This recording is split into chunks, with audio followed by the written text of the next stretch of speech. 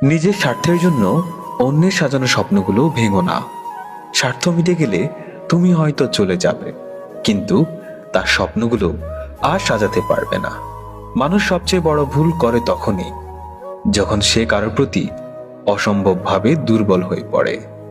আমি সেই পাখি যার ঠিকানা নেই, আমি সেই আকাশ যার চাঁদ নেই, আমি সেই সাগর যার তীর নেই, আমি সেই মানুষ যার কষ্ট বোঝার মতো কেউ নেই।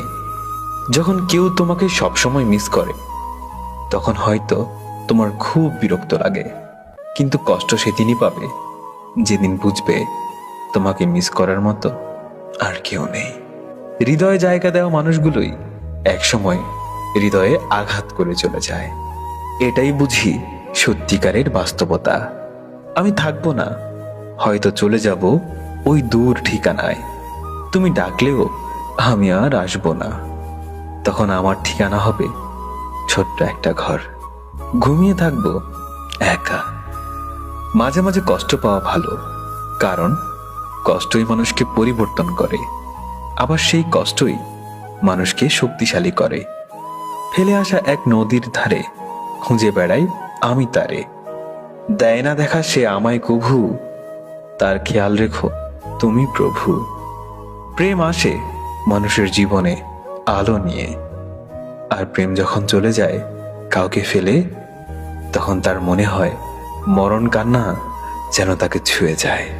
পাহাড়ের উপর দাঁড়িয়ে আকাশটা যতটা কাছে মনে হয়, আকাশটা ততটা কাছে নয়।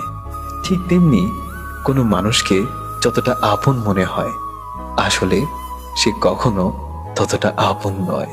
চোখের অশ্রুটা বেঈমান, ঝরে পড়ে তাও আবার অন্যের জন্যে। নিজের অস্তিত্বটা এখনো বেঈমানি করে শুধুমাত্র তোর জন্যে। কাগজের নৌকা তো খেলনা, কিন্তু তোমার দেখানো স্বপ্নগুলো কি খেলনা ছিল?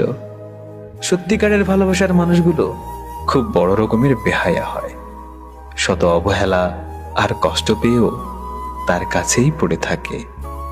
জীবনের শুরুতেই কষ্টের সূচনা, হাজারো ব্যথা নিয়ে আমার রচনা।